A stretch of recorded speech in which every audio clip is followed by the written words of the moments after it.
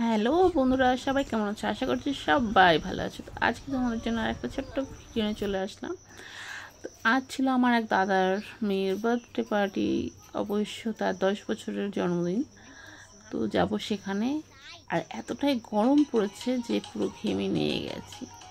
তো দেখতে চলে আসলাম দাদার বাড়ির পাশে। তো আমার মাও যাবে সঙ্গে, ওই জন্য আমরা একটু ওয়েট করছিলাম। তো চলে এসেছি বাড়িতে। অবশ্য আমাদের আস্তে আস্তে অনেকটা লেট হয়ে গেছে, এখন প্রায় 9:30 বাজে। তো আমরা নিচের ঘরে আর না ঢুকে ডিরেক্ট যেখানে ঈশানী বসে আছে, হ্যাঁ ঈশানী হচ্ছে দাদার মেয়ের নাম, যার জন্য আজকের এই অনুষ্ঠান। তো আমরা ফার্স্টে তার সঙ্গে দেখা করতে যাচ্ছি। সে একা একা উপরে বসে আছে। তো দেখছি এখানে এসে প্রচণ্ড মন খারাপ করে মেয়েটা বসে আছে। কী আর করবো, এখানে কিছুটা সময় কাটালাম ওর সঙ্গে, কারণ সবাই নিচে মজা করছে আর ও এখানে একা একা।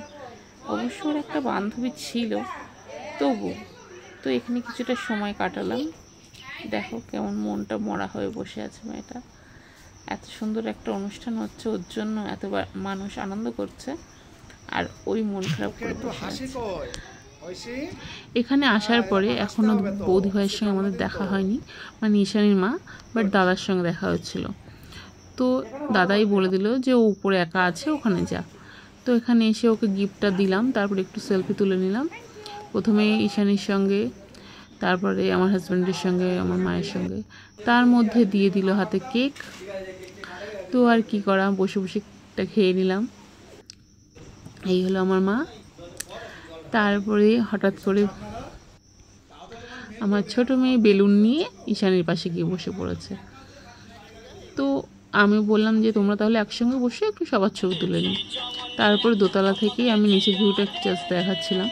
তো এই জায়গাগুলো গান বাজাচ্ছিল, আমি গানটা একটু চেঞ্জ করে দিয়েছি, কারণ ওই গানগুলো দিলে কপিরাইট চলে আসবে।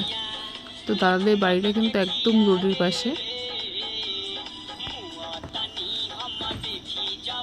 এখানে ছবি তুলতে তুলতে ঈশানী কিন্তু নিচে চলে গেছে, আর নিচে চলে গিয়ে ওর বান্ধবীদের সঙ্গে ডান্স করা শুরু করে দিয়েছে, ওই দেখো।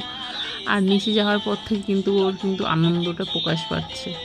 আসল কথা হলো, যার বার্থডে সে যদি মন মরা হয়ে থাকে, কার ভালো লাগে বলো? তো আমরা এই সাইডটা চলে এসেছিলাম, একটুখানি লস্যি খেয়ে নিলাম সবাই মিলে। লস্যি এবং ফুচকা ছিল, বাট আমাদের আস্তে আস্তে অনেক লেট হয়ে গেছিলো বলে আমরা ফুচকাটা খাইনি। তো লস্যি খাওয়ার কিছুক্ষণ পরে আমরা চলে এসেছিলাম খাওয়ার টেবিলে, কারণ রাত প্রায় 10:30 বাজতে যায়। তো তারপর আমরা সবাই মিলে খেতে বসে গেলাম। দেখো আমাদের খাওয়া প্রায় কমপ্লিটের পথে। সবাই ভালো থেকো। এই